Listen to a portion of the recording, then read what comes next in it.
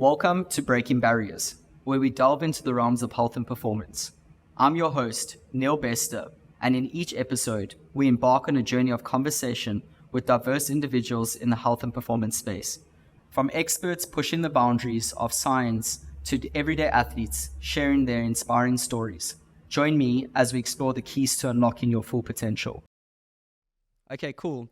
Hey guys, welcome to the Breaking Barriers podcast. Finally got our name from last episode, now episode 4. So, really cool podcast today. I'm sitting here with Tatiana Ignatov. Yes. How about that? Okay. Well done. Perfect.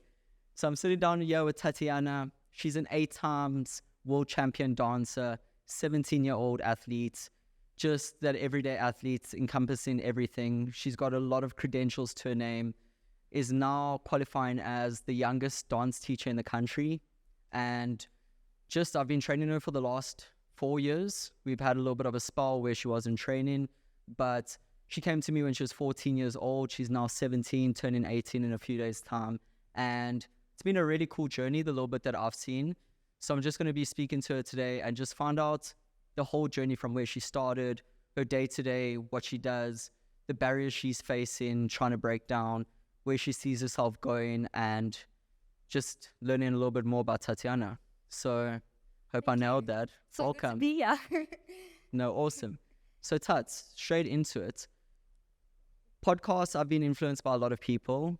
Hence, I've started my own podcast. So, some of my favorite podcasts would be the likes of Chris Williamson, Jocko Willink. I listen to a lot of Joe Rogan.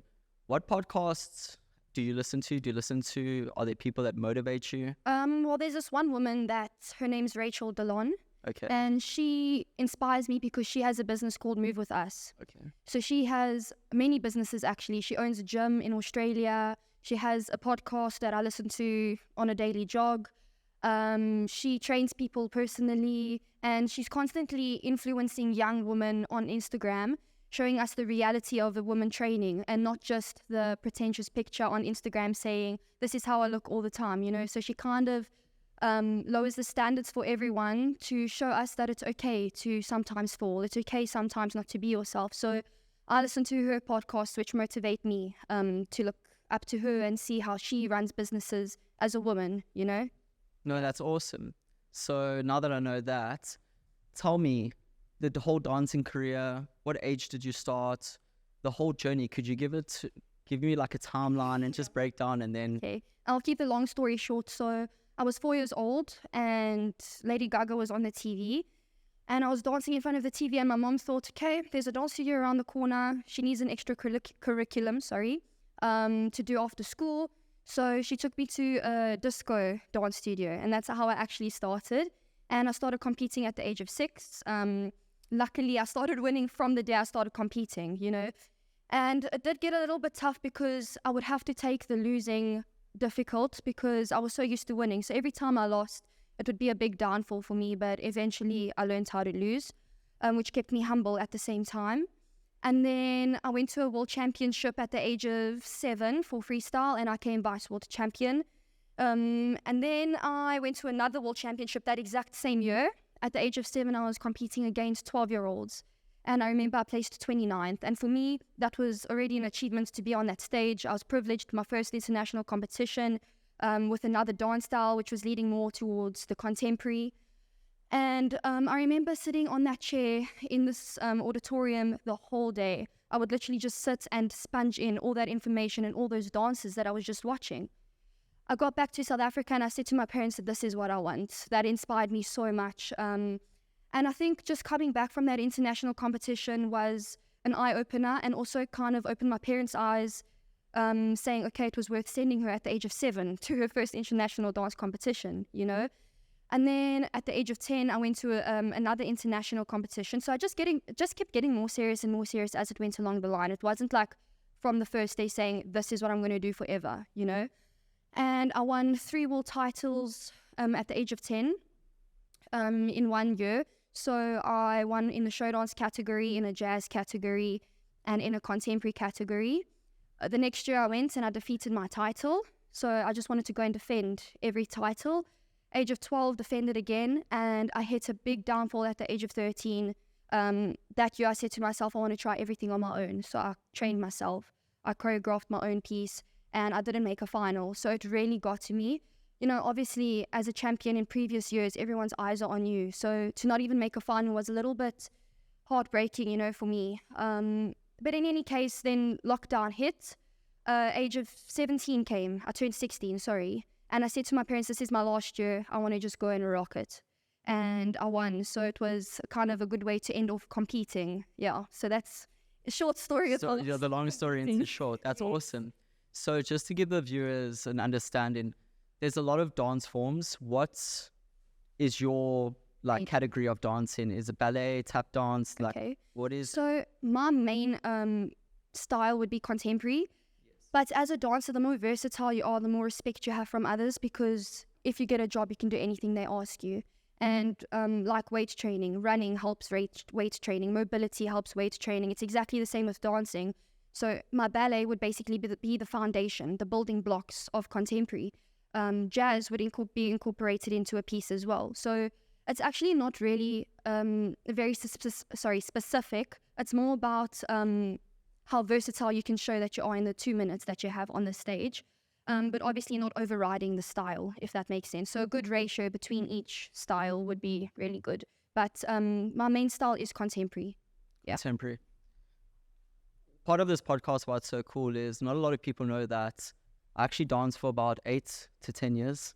I did ballet for 2 years of my life when I was 5. I didn't even know that, Neil. So yeah, 5, 6, I did ballet. I used to watch my sister do ballet dancing, and I was like, Mom, I really want to start this. So how your motivation came from Lady Gaga, I was watching my sister. Wow. Funny story, I got bullied at pre-primary for doing ballet. Obviously you would, and that's a question I want to ask. Yes. The male dominated, female dominated. Went on to do about 6 to 8 years of tap dancing. Mm-hmm. So I stopped at the age of 13 because it was tap or soccer. Yeah. And funny, my sister inspired me, and we started competing, and I started winning. And she was I was getting the A+ at all these events and doing the river dance and tap dance.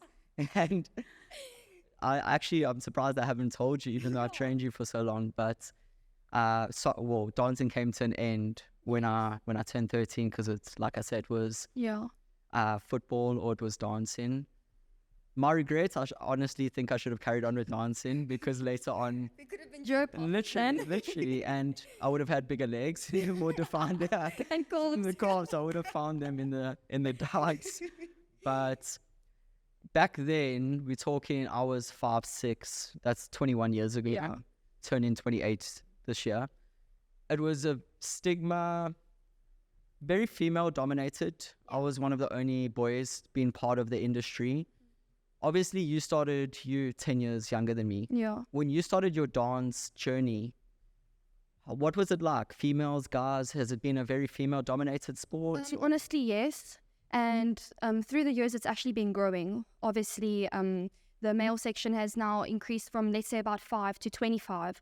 But that's why I think it's actually such an important thing to not have that look on it saying, oh, boys shouldn't be dancing, because they're actually in such high demand for jobs. You'll often see now at the World Championships now, if you had to watch live, women are picking women up because there are no longer men that want to dance because of this whole stereotypical view on things. So when I was younger, obviously I didn't see it because I was just worrying about myself. And at competitions, you know, there would be a big male section. I kind of saw a bit of a drop the older I was getting. But now, actually, at the World Championships last year, I saw there were about 30 people in a section, whereas the last year I competed, there were maybe 15. So I think it is starting to grow a little bit. Had a bit of a dip, but now maybe back to normal. Let's see. Yeah. So going on that, you've obviously, you said at 13, you hit a little bit of a dip. You went on your own. You started. Have you ever, in your careers up to date, in 17 now, and winning all those world championships, going overseas, say to yourself, maybe dancing isn't for me? Never in my life. Never. I've always known that was for me. I never had my doubts about stopping or continuing dancing, but I did have my doubts within, should I enter this competition in a higher category? Because at the age of 10, I wasn't going overseas for one of the competitions. So I said to my parents, speak to the organizer, tell him to put me in the 12 to 15 section. So I was 10 years old competing against 15-year-olds. And that's kind of how I kept my motivation wanting to dance, because I kept setting different goals for myself, you know, in that aspect. But also I think waking up every day, knowing that I have a dance studio behind my room, just that I can go and dance wherever I want. And I know this might sound cliche, but it's kind of my release. You know, it's a passion for me. It's not a job or a chore. So never in my life have I thought I should stop dancing, because I've always set goals for myself to keep me in the loop of wanting to dance, if that makes sense. Completely. I really enjoy how you answered that question. Just, you shut it down completely, which I've obviously had an athlete before. That was one of the first episodes with Alex, and I never asked him, but if I had to, he would say, bro, are you joking? Really? Yeah, is that even a question? Which I really enjoy, just that perseverance and head down, goal strong. Yes. So now you're 13, 14. I remember seeing you in the gym. You were just doing some random workouts, honestly speaking. I even remember the first time I spoke to you about training, you were like, yeah, so you were just doing random things. Yeah. Which Tatiana at 14 looked like Tatiana now. She didn't look like your typical 13, 14-year-old. So I saw, and I was honestly wondering, what are you actually trying to do? It was run on the treadmill for a minute, then pick up some slam ball and throw it. I don't know how, but and laughing just because embarrassing. And why I'm saying this is, so Tatiana, her mom actually reaches out, says, you know what, you need strength training. Previous to that, obviously, you came to the gym, and I'll pitch that story once I hear your answer. But up until that point, what were you training other than dancing? I know your dad's had a big influence in your upbringing. So my dad actually trained in the army. And once when I was 4 years old, he used to train in the backyard, you know, do some pull-ups. We had a machine that you could train chest, triceps, legs. And obviously I couldn't lift that heavy, so my dad would give me milk bottles. I'd do squats with the milk bottles across the yard. And then also just trying to run on the treadmill, run around. I had a huge garden, run around the garden until I went blue in the face. And when my mom saw me putting in that amount of effort at home, she said to me, that I should go to the gym. So I started going to the gym, and I had no idea what to do with any of this equipment, you know. But I only started properly training when I was 13, 14 with you.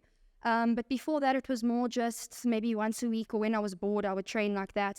Otherwise, it would just be dancing 6 to 8 hours a day. But again, freestyle or disco, you would say, kind of like marathon running and dancing at the same time, you know.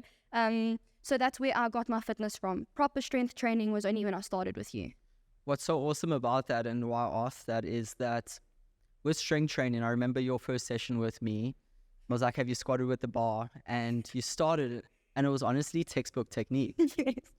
I was saying to someone in the gym, I was like, she's like 14, and you load in this bar, and you just like, yeah, just add a little bit more, more, which was really cool to see. But obviously, the years of dancing and just spending time on your feet, you said now 6 to 8 hours a day. That's what I found so awesome about the ballet dance and the dancing in general, how the movements are taught you. Yes. And how you could just come into the gym and, yes, the squats, your basic fundamental movement patterns. So, exactly. So it was really cool to see that. Your 6 to 8 hours of training, I remember at 14, all you said to me was, Neil, like, what more can I do? Can I go do this? I'm going to wake up at like 3 in the morning, go for a run, and then I'm going to run at night, and I'm going to dance for 8 hours. How does your day-to-day look like now? Okay, it's definitely not like that anymore. If it was, I think I'd be dead right now. Right now, I only train about 3 hours a day, minimum 1 hour. But I can thank teaching to that, because if it wasn't for teaching, I would probably still be training like a maniac. But it's also, the older I get, the more I learn that I need to listen to my body. Because when I was younger, I would just push. It would end up me being sick from how much I actually trained. My body would just be run down. And I think at that age, you know, a lot of people might disagree with me, but I think it's kind of good to experience that. So now I know my limit. Because if I didn't go through that, I wouldn't know my limits. Now I know, okay, 9 hours a day is a bit much. So right now, 3 hours a day, either bodycon with you, running on the treadmill at home, then an hour or two of dancing, and that's where it ends. And obviously, like the half an hour's gaps that I get throughout my day, it's mobility, it's stretching. So I try to fill in my schedule as much as possible with things that add up in the end of my day. So it's not just strength training without stretching. I need to stretch. I know, okay, at 7 o'clock tonight, I'm stretching because I had strength training with Neil. So I kind of try add up my hours to add up to a product, you know? So yeah, at the end of the day, it gives me a whole sum of training. Completely, that whole total volume throughout the day added up at the end of the week. Yes. So now you're saying 9 hours a day of training, 6 to 8 hours a day of training, drop it down to 3. That's a lot of time out of your day. Obviously, you started in a more conventional school setup. Yes. Walk me through your schooling. And the reason I'm asking these questions is that there's younger dancers following your footsteps. That it's cool to see and understand how you run your day, obviously with the training, and that's one aspect. But yes, you're still a schoolgirl. You're 17 years old. Yeah. So when I was in mainstream, I'll take you a bit back there. I would wake up at 3 in the morning to train at 3:30 till 6. Then I would go to school till 2:30. And straight after school, back to the studio. And I'd only end training at around 9 p.m. plus schoolwork. So I would end up having maybe 3 hours of sleep. And my parents were like, this is not right. So I think that must have been actually the lowest part in my career. Because, you know, when you're just going with the motions, you don't even know what you're doing. That's how tired I was. And I would still perform everything to my best ability. But obviously it wasn't the best my body could do. It was the best my mind could do, but not my body. So now my parents took me into homeschooling, and that became, instead of 6 hours of school, 4 hours of school. And I wouldn't have to wake up at 3:30, it would be 5. So already there was a balance in my life. Then I would leave school at about 12, go to fitness training, whatever it was, with you, running. And then I would teach for 2 hours, maybe 3 hours, depends on the day, and then train myself for 1 hour, and that's my day. So now I feel like I have a lot more structure to my life and a lot more balance, you know, so overdoing one thing isn't good. Completely. And that's what's been so cool to see from this young 13, 14-year-old girl now maturing, even though it's such a short spell, 3-4 years. Yeah. The amounts have changed, just the way you approach training, your sessions. You can see back then you wouldn't taper down. Your brain was super strong, which was really cool to see, and which you see in everyday professional athletes, which you are. But that sometimes with a lot of athletes becomes detrimental because they don't know when to stop. You didn't know when to stop. And a lot of the time, Tats slow down. And it's not because you're sounding like a parent or it's honestly just out of looking out for your body. But now you're at this point, you've obviously a world of experience building up to this point. You're doing your teacher's course. You commented to me the other day about being the youngest in South Africa, Africa. Can you? So actually, my dance teacher said to me that I have to be 18 to even start the course, never mind finish the course. I said to her, no ways. What am I going to do now with my extra time? So she said, okay, let me have a talk to the head of the organization. And they kind of made an exception for me to start with the course. And they kind of made me do every exam in one course. So we have to go from creative movements, which is literally from 3-year-olds, to matrix, which is 18-year-olds. And I did that all in one exam just so I could start this course. And usually dance teachers take about 4 years, 3 years to finish this course. And I'm managing to do it in 2 years. And the thing that drives me to do this is obviously learning how to deal with small kids and learning out of my comfort zone, because I just started teaching at that time.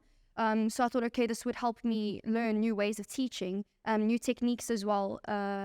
So that kind of pushed me to do this. And also the main goal was to be the youngest in the country, because I'd had that certificate with me until the end of my teaching years, you know. So yeah, that's the main reason. No, that's awesome. Obviously, I'm a big believer you're learning through teaching. So you come into the studio, other athletes are coming in. I sometimes don't know 1,000%. Obviously, I got a bigger toolbox, if you could look at it like that. But I do have to go home and say, you know, neck conditioning for jiu-jitsu guys, or calf strengthening, ankle mobility with dancers, and all this wide range where my athletes' clients are forcing me to learn new things. Yes. And with the teaching as well, you're 17, 18 years, you've seen so much, but honestly speaking, it's like just the foundation. There's so much more to come. Exactly. Yes. So on that, where do you see yourself actually going? And you can take a second or two. And to be honest with you, I'm not 100% certain yet. All I know is that I want to be involved with something with the body. So whether that be sports science, teaching in a gym if I have to, whether that be the sports psychology, whether that be owning a dance studio one day, I'm not sure. But all I know is that I wanted to involve the body because I'm so interested in how this muscle works, or how I can help someone reach the goal that I once had, how I can help someone develop a strong mindset like I have, you know. So it's small things like that that I want to help people with. In whether it be in this category or that category, it's along the same path. So yeah, that's my answer for now. No, that's fair.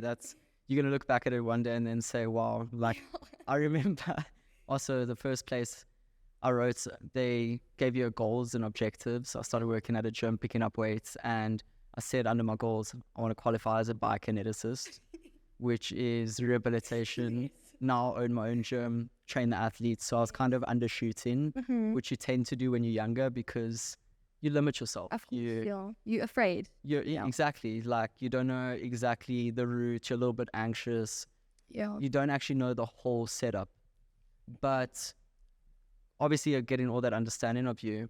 Your highlights in your career, what's the biggest standout thing that you've experienced in the dancing? In all honesty, there's a lot of answers to that because dancing, I've been traveling with dancing. So I've learned so much from traveling. I wouldn't be the person I am without traveling.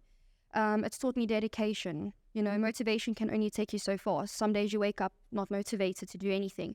But I think my main highlight would be the process to a competition. You know, it's kind of, if I had to say to you, you only have 2 minutes to prove yourself on stage. But the amount of hours that goes into that 2 minutes is actually insane. Like it's 20 hours of training in a week just to present 2 minutes on stage, you know? So for me, it's the whole process. But also, again, the highlight is the win at the end because then you feel like you've achieved what you've been working for. And writing down goals, like you said, in the beginning of the year, saying, I want to win this, I want to get this. And at the end, looking back at that and being able to just check off that box is the best feeling, you know? And all the time you've put in finally pays off. So yeah, that's my main highlight. And I would say that the World Championships, yes, it's a big highlight for me. But at the age of 11, I went to Croatia for the Dance Star Gala night.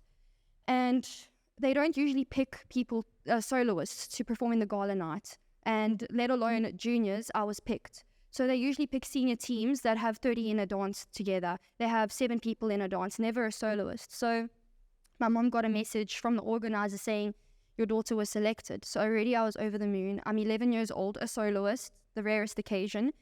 And I was selected. So I rock up at this venue and I didn't have a change room. Everyone had a change room. And I remember there was this one team called Rockwell. I can't remember where they were from, but I know they were big in the community. They literally flew down in a private jet. They had bodyguards around them, so they were paid basically to come and win this event. So I was put in the same change room as them, the most humble people I've ever met. I was warming up with them, you know, with my earphones in my ears. And I had performed, and they were like going crazy about me. And I was like, okay, they're just trying to be nice because I'm in the same change room as them. And we stood waiting for prize giving, and I'll never forget, they called number 3 from SA. So I was like, okay, that's not me. They called the full group from SA that competed.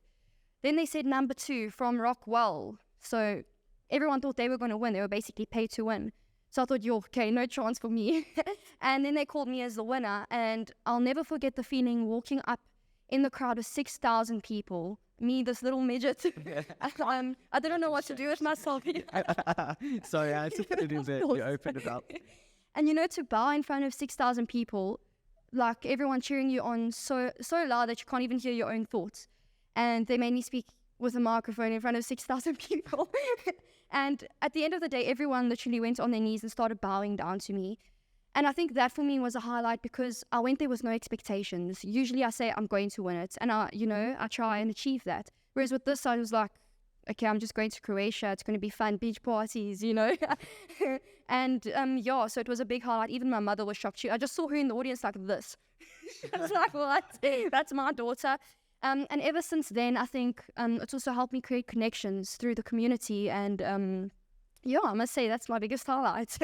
And now at 11 years old, you win this competition. Obviously, that adrenaline winning. Can you remember the flight home? Obviously, going from Croatia. It's like you were winning a world. Tata, and then you're like, okay, I'm just going to go back to... Because I won 6,000 euros. So I remember walking through the airport holding this check, like the size of a check.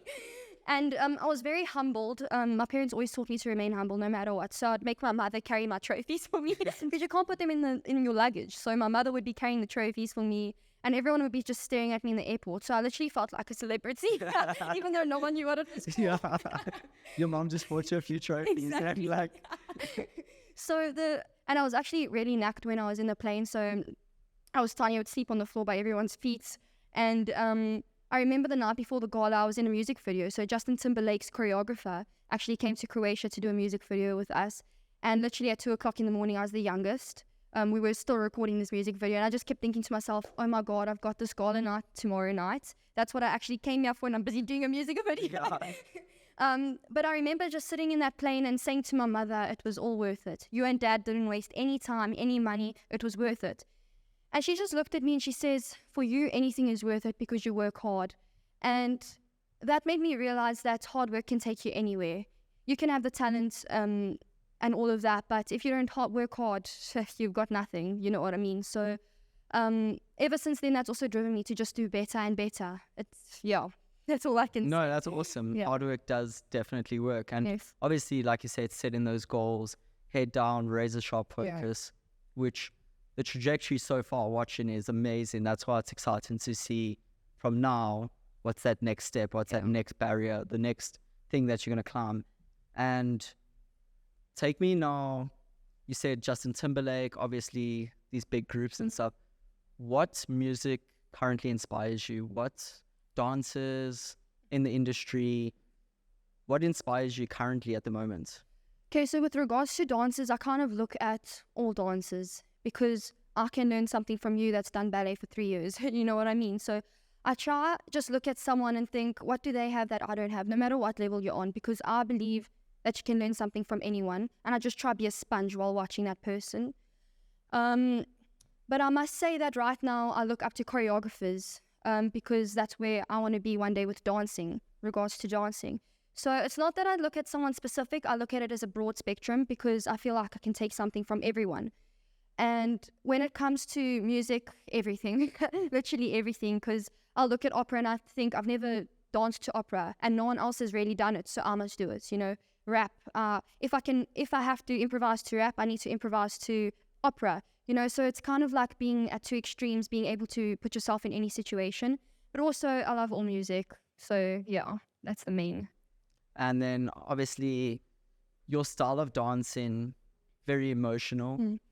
I've been watching those Stromae videos. My girlfriend introduced me. I don't know why, but she showed me and the lyrics just resonated in some form way. I just sat on it. And Tatiana's dancing, explain your style when you're actually dancing, what's going through that brain, what you're feeling, just the emotion inside of you. Yeah, okay, so I'm going to correct you there. Dancing is not always sad. A lot of people take that, like if you look at crumping, everyone thinks that he's always angry because he's always punching in the air, you know. Whereas with contemporary, yes, it's sad, but if I had to ask you what is the saddest moments of your life, you'd be able to answer me like this. If I had to ask you what's the happiest moments of your life, it would take you a few moments to think, longer than when you told me what's the saddest. So I think a lot of contemporary dancers go on to what's the most emotional part because everyone relates to that more. But you also see happy dancers because in dancing, you kind of interpret how you're feeling that day or that emotion. You know, I can say this dance is about your mother passing away. It's going to be sad. And the next day I can say this dance is about you winning a trophy. That's happy. You know, that's very basic storylines. But emotion comes in with intention. So in every dance, you have to have an intention. And with intention comes emotion. So it's not necessarily that it has to be sad or depressing, you know? Yeah. No, that makes complete sense. If I had to ask you sad, happy, whoa, yeah, that hit me deep. No, fair play. You just recently went on, you brought up Crump in there. Yes. You flew out, 2, 3, 4 weeks, a month ago? Yes. Can you walk me through that experience? So I went to Cape Town and it was my second time teaching in Cape Town. And they asked me to do like an episode type vibe, so like a Netflix series. And the first episode is more of like teaching a dance, so choreography. And the second episode was the dancers getting ready, me staging them, so putting the best in the front and, you know, so on and so forth. And the last episode was actually the recording of it. So before I went to Cape Town, I was like, oh my soul, I don't even know anything about recording. I don't know points of view, angles. I don't know close shots, you know. So that taught me how to research before I actually get a job, you know. And I went there with this whole storyboard and I showed it to the videographer and he was like, bro, I don't even know what this is. I was like, am I too prepared for this? You need to hire Josh. Exactly. But I remember rocking up there, and what really motivated me is every dancer was learning as well. So I walked into the class and I said to them, guys, it's my first time doing something like this, so we're learning together. You're nervous, I'm just as nervous as you are. And the process kind of just flowed. It went so easy. And the more in depth we went into the process, the more close everyone got, you know. But anyways, everyone was then asking for private lessons. So on the Sunday, they said, okay, you're teaching for 4 hours. So I was like, okay, cool. 2 days later, he was like, can you teach for 8 hours? I was like, yeah, of course. 3 days later, it was like, okay, you're down to 12 hours now, and I'm stopping it there. The guy was like, it's enough for you. So teaching for 12 hours non-stop, literally with not even a 5-minute break. But at the end of the day, I didn't even feel tired while teaching. As I walked out of that studio, I was dead. But I walked out and I was like, if I'm only tired while I'm walking out, that actually showed me how much these students inspired me to just keep going, you know. And to have a group of kids that can just take in and absorb as much information as I was when I was at a learning stage, you know, it kind of inspired me to just keep going as well. And coming back to Joburg after the trip, I had learned so much. It was a lot more than just me teaching a class. It was a lot of knowledge and background information that I had to look out for myself before I went there. So it's also the preparation before that kind of helped me grow. So yeah. It's crazy that you say that, because my average day today, I'm up at 4. Yeah. My clients 5 to 12, 5 to 1. So that's about an 8-hour day. And then again, from sometimes you pop in at 1 and then it's just so on to about 7. So the last month or so, it's been about 12, 13 hours a day averaging. But a lot of people ask, how do you maintain that? And quite simple. People's energy, it's infectious. Yes. So my clients are coming in with this motivation, this discipline, this high volume energy that I'm feeding off completely. They're coming in, my 5 a.m. client, and he's leaving. I'm like, wow, that's inspiring. Yes. Being able to wake up 4 o'clock, hit a mad session, and then still go do a full day's work in his round. So hearing that's awesome. It's just feeding off people. And yes, I agree. Tell me right now, okay, so you went into the Crump workshop. Yes. This most recent one? Oh, no, so the one that I just told you was the one in Cape Town. Okay. But that Crump workshop was before I went to Cape Town. And I remember seeing the post and I said to my mom, I'm going to this. It's a style I've never done in my life. Let me just go. And I remember rocking up and I was like, what did I get myself into? Because I was literally the worst in the class. But that's what I love, because even when I was younger, I would always often put myself in senior classes. So I was the worst in the class. There's no point in being the big fish in the pond because you can't grow anymore. You know what I mean? No, fair. So in the beginning of the class, I was like, I'm going to show these people at the end, you know? So there's this thing called a cipher at the end of the class where everyone stands in a circle and the trainer will just push you in the circle and you have to go and improvise, you know? So you have to think on the spot. And already in a style that you know, that's a little bit hard because thinking on the spot like this is really tough. So he pushed me in and I just went for it. And everyone was so shocked that I could actually do it because they were all looking at me in the beginning of the class like, you know, she's never done this. She's a contemporary dancer, which is the complete opposite. And I remember this trainer coming up to me at the end of the lesson and said that I inspire him and I have a lot of potential, you know. And I kind of was sitting in the car on the way back home because I often do reflect after a class. And it showed me that I haven't done a class like that in a long time, that I didn't know how to do that style. And it showed me that I need to just keep pushing myself in things that I don't know how to do, because at the end of the day, that's going to help me with things that I do know how to do. And even just going to that class taught me new ways to teach. So now I go to my students with a new way of teaching and it keeps them inspired as well, you know. So it's a lot more than just going to a class and being able to master the style. You have to look deeper into the class. Look around you, see how the other kids are pushing. If they, you know, you need to be the one that's working the hardest in the class. So yeah, it's also a lot more than just acing a class at the end of the day, you know. No, fair. Yeah. So you told me now 2 workshops within a matter of 1 month. probably got a few more lined up for the rest of the year, Yes. alongside writing finals to finish. I want to ask, when you're sitting behind your desk doing math, doing English, science, what's going through Tatiana's brain? Because training it's very sharp, focused. Okay, so to be honest with you, I say this to myself every day. Sometimes in life you got to do things you don't like in order to do things you love. So I don't hate school. Like hate is a very strong word. It's just not something I would choose to do first thing in the morning. But at the end of the day, I have an end goal. And I know my end goal is to end up in university, to study something with the body. And I know, okay, to end up there, I need to go to school. So I go to school and I literally just buckle in. I try not make excuses. But also it's not that I have motivation for school. It's more of dedication, you know. Whereas with training, I have motivation and dedication. With school, it's just dedication, you know. And it's also just pushing yourself in that different route. Like I was saying, don't overbalance in one side of your life. You got to kind of have a balance. So I think that's the only thing that keeps me sitting behind that desk. So yeah. No, it's just funny because from my experience, all I thought about was gym when I was at school. Genuinely speaking. I'm not going to lie. Whenever I know I have you at 1 o'clock, which is straight after my school session, I say, yo, I'm going to tell Neil to hit the session. Yeah. It's quite funny because you literally walk in, you're like, Tato, you ready? Yes, yeah, whatever. Just like give it, yeah, just do it. Exactly. And I'm like, this. And you're like, okay, cool. Everyone else is like, oh, no, come on, please. So no, that energy, like I say, is super infectious, really cool. Tell me your style. You're wearing the dunks, baggies. Yeah. What inspires you? Where do you get the style? To be honest with you, I've a lot of people comment on my style because they think I'm a dancer. Dancers have cool style, but this is Pinterest style. Pinterest.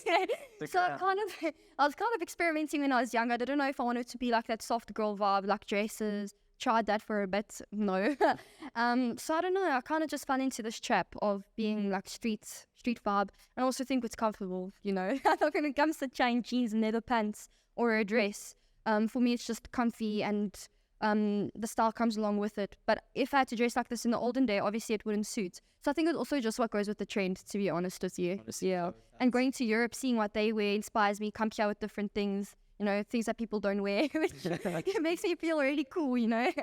No, fair. Yeah. Your mom was here the other day and she shouted, Tati, where'd you get that top? What would you say is a toxic trait? You're laughing. No, but I want everyone to hear. I get a salary at the end of every month and I try to put money aside to save and then money for spending. And usually that money for spending would be, okay, going for dinner with this friend, buying my brother a birthday gift. But literally within the 2 days, that money is gone on clothes. Yes. And my toxic trait of thinking is like, but I use that stuff every day. Like I use my my Nike shoes for training every day. So I think to myself, I'm going to use them every day. Meanwhile, I have 5 pairs. So I'm not going to use 5 pairs every single day. I guess if you train 5 days a week, just alternate them. So. Exactly. So yeah, I think that would be my toxic trait.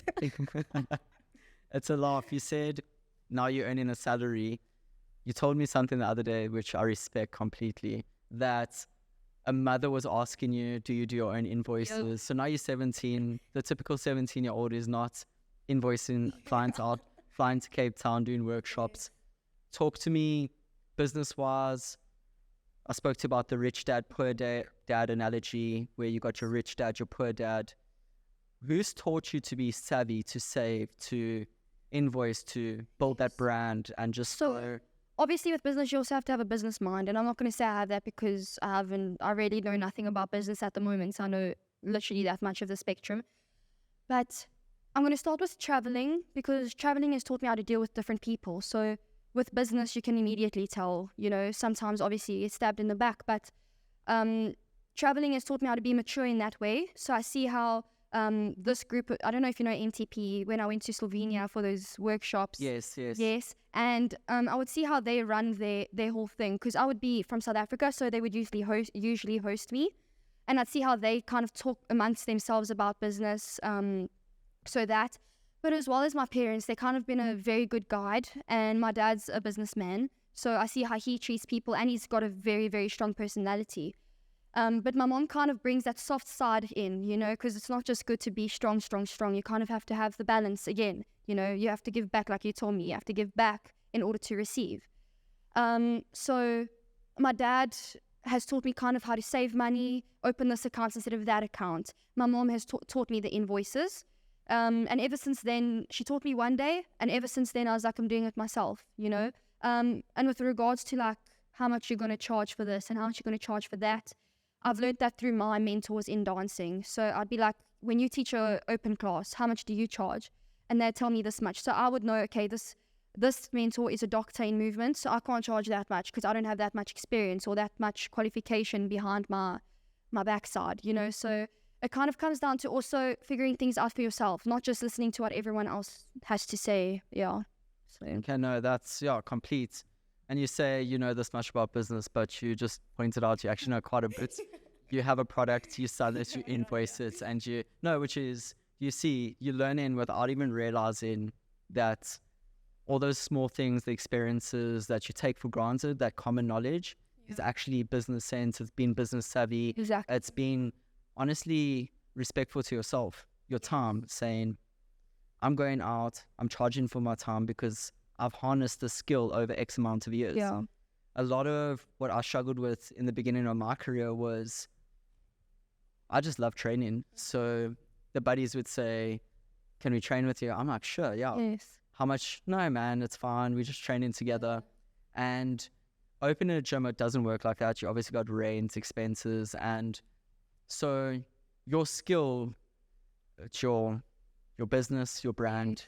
So sometimes it's not easy to put a price tag on it because...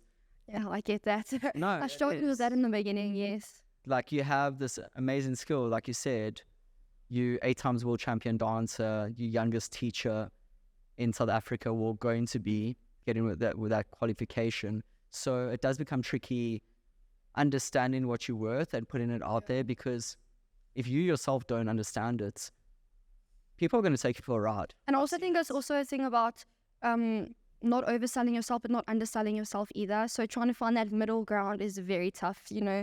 Completely. Yeah. It's and through trial and error, and obviously you're fortunate in having those mentors, your mom, your dad, to guide you, as well as that strong network in the dancing community, which is really awesome. Yes. On that, you've had your mentors, and I believe mentorship is key. Yes. Success leaves clues.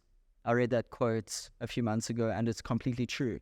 Successful people will leave a pathway, and you can honestly follow that pathway in your own way. Yes.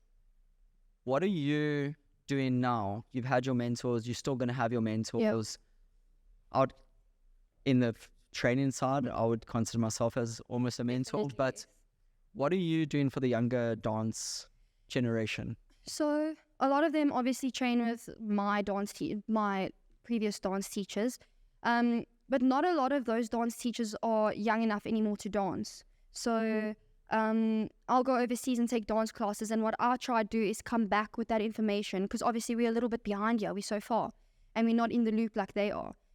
So I'd go to Europe, America, and come back and try to feed them that information that I took, you know. Because when I'm in America, I literally feel like I'm fed with a silver spoon, because you don't get that information over here. But at the same time, they don't get the information we have over here either. So like I'm a piano dancing, you know, it's very rare that you'll see, it's coming more into style now, but it's very rare that you'll see that overseas. So South Africa aces that type of vibe. But what I try to do is like mindset with dancing. I try to give that on to the little children as well. What the strength training does for you, the cardiovascular training, basically all the tools that you can have in a toolbox in order to perform that one solo or that one dance, you know. And it's more than just actually a dance. It's a lot more experiences that you get from doing those things. Like, this might be the dumbest example, but me having to do my own makeup, do you know what I mean? Or me having to pack my own dance bag, me having to show up at a certain time to warm up before a class. So it's also maybe etiquette, morals within dance. So yes, I can teach them how to do a jump, a cool turn, but I think a lot more comes with that as a teacher or as a coach, if you want to call it that. So yeah. No, completely. Like running a gym, I'm training people, but the easiest part is actually training people. Teaching how to squat, teaching how to deadlift, that's honestly back of my hand. It's really But it's because you know it so well. no. Someone that didn't know would be like, oh, my soul. But the actual running of a business is where it becomes complicated. The back end, the rent, the invoicing, just the whole logistics behind everything, really. So makes complete sense. That toolbox, what people might take for granted, packing your bag or doing your own makeup, that's a huge part of the whole sequence. If you're not taking your kit to perform, or you're not like honestly looking the part, exactly. it is big. Exactly. And tell me, do you have any youngsters now currently that you're busy guiding, mentoring to hit the world stage? So I actually had a student that started training with me 2 years ago. And the first year we worked together, I was cleaning someone else's choreography. So I was like kind of touching it up, if you want to call it that, fixing the technique, you know. And then the second year she was training with me, I choreographed her pieces. And the way she grew just mentally as a person, it was amazing. You could see the different ways she walked on stage. Like the first time she walked on stage, she was like shy. The last time I've seen her walk on stage, she was a complete different person. And she actually went to the World Championships last year. And out of, I think it must be 45 dancers, she came 9th. Whereas 2 years ago in South Africa, she wouldn't even place. So for me and for her, it was already a big achievement. So I'm still teaching her currently this year as well to go to the World Championships. And the amount of work that child puts in is admirable. And I said to her mother that she must bring me the child knowing that I've got the best interests in her, and the mother must trust me. As much as the daughter trusts me, the mother must also trust me. Like if I had to tell her to wear bright pink on stage while the most depressing song is playing, she must trust me to do that. So I think it makes me grateful to know that a parent trusts a younger child with a 17-year-old, you know, because usually they'll look down upon it thinking, you're 17, what do you know? But for someone to come to me and say, I want you to train my child, knowing that she knows that I'm 17, wanting me to train her, I was like, you know, that's amazing. So I think that also motivates me, is someone looking at me and not looking at an age. They're just looking at the knowledge, you know? Yeah. Cool thing, and a little bit of a word of advice I would give you is that don't let age be the factor that's limiting you. In the sense that, yes, you're 17, but not a lot of people have got the credentials behind them. Yeah. So speaking to one of the guests, there's a 16-year-old, 16, 17, don't quote me, but he built a video game and sold it in the millions of USD from his bedroom. So yes, you're 17 years old and you are young, but you're young, you're dynamic, you're talented. A lot of those skills, you're malleable at the end of the day. Being able to learn more, understand more, approach individuals, not in such a rigid and set way as what you are when you're older, makes you a good teacher. Yeah. So 17, 18, and now, it doesn't mean that you need to be 28, 30, 35 to be a good teacher. Experience does play a part, but take that experience from when you were 7. Exactly. All those building blocks got you to where you are today. Yeah, I get you. So adding on that, like, now the only way I'm going to learn is by doing it. So I'm doing it right now, so I'm learning. Exactly. Yeah. So we always back and forth, and it's funny, social media is such a big thing in today's day and age, and I see it and I'm like, Tati, put your stuff out there. And my 5 a.m. clients, he's like, Neil, put your stuff out there. And so I'm busy being a hypocrite saying, put it out. Yes.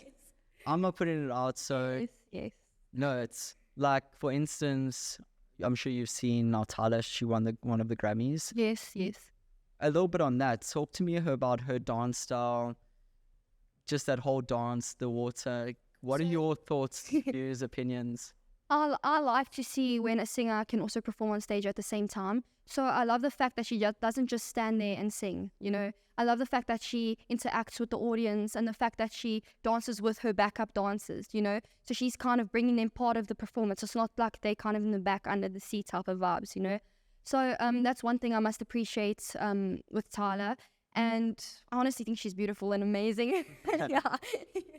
Yeah. And any other like Chris Brown, I remember him growing up. His stuff was crazy. Yes. Other artists, music artists that you've seen that you just like, wow. So I actually recently went to Calabash and I saw Loiso perform, the singer. And I remember, like, regardless of the singing, the way he was, like, just smiling on stage and his presence on stage. You don't have to be able to do a backflip or 100 pirouettes in order to please a crowd. But the way he would go to the crowd and groove with them, just show that you have the basics of it, you know, shows that you're an artist, not just a singer. So that also inspires me, because I can literally just take off that from that performance and be like, okay, I'm just going to stand on stage now for 30 seconds of my solo to show that you don't need to do amazing things in order to please a crowd. You can just stand there with good presence and my eyes are already on you. Completely just owning that whole atmosphere. Exactly. And then everyone just building into that energy. Yes. Tell me, towards now the back end, your non-negotiables daily. So you're an athlete, yeah, in the gym. I know you as an athlete doing strength training. Obviously, I've got to know a little bit more about you from dancing now through this interview, and then obviously just through training you. With regards to health, mental health, wellness, 17-year-old female, what are your daily non-negotiables? What do you put, your 5? My 5, okay. Let's say 3 to 5. I don't want to put a set number, but what is your top non-negotiables? So for me, it's either a podcast or reading a book that I'm reading currently right now. It's called You're a Badass. And it's mostly about motivational aspects of life. So things that will keep me motivated. Because sometimes I do lose motivation. I can't lie to you and say I'm always motivated. So that's kind of like improving my knowledge in a motivational way. School, obviously, because that's math, numbers. Training at least 1 hour a day, even if that's stretching for 1 hour or plyometrics, you know, regardless.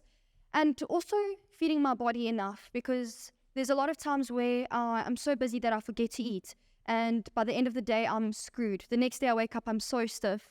So also feeding my body the correct things. But also saying that, trying to find balance, you know, and I'm still struggling with that. Trying to find balance within a day-to-day life is very difficult. So a lot of my friends will probably be listening to this and saying, you're right, because we'll always message you on the weekend to come out, and I'd be like, I'm sorry, I have training early in the morning. But saying that as well, sometimes you have to take sacrifices. You have to make sacrifices in order to achieve what you want to achieve. But I must say, something for motivation, something for relaxation, so stretching, training, and also just keeping that mind growing every single day, you know, not just living through a day and going to bed and saying, did I learn anything? You want to go to bed saying, okay, I learned this today, you know, so just keep growing. No, that constant, I like to say brick by brick. Exactly. Yeah. Yes. The pyramid is only as strong as its foundation, and all those cliche quotes, so to say, they do have a place. I do believe in it. And just day to day being better. Yes, really. exactly. Like you come in, Tats, just be better. Yes. Neil, just be better. Everyone out there is a little bit you can be better. And really awesome podcast, honestly, speaking to you. The nerves at the beginning from both ends. You said you're nervous. And it went really, really awesome. I really enjoyed it. Thanks. To end off, what's your favorite lift in the gym? Deadlift. Deadlift. See the true strong. What's yours? Deadlift, squats, the big 3, 6, everything. anything, exactly. I got you there. But no, Tats, really, thank you so much for your time. Obviously, busy schedule, dancing, varsity matric, world champion. Thank you for the whole thing. No, but awesome and killer. Yes. Awesome, Tats. Mass and real podcast.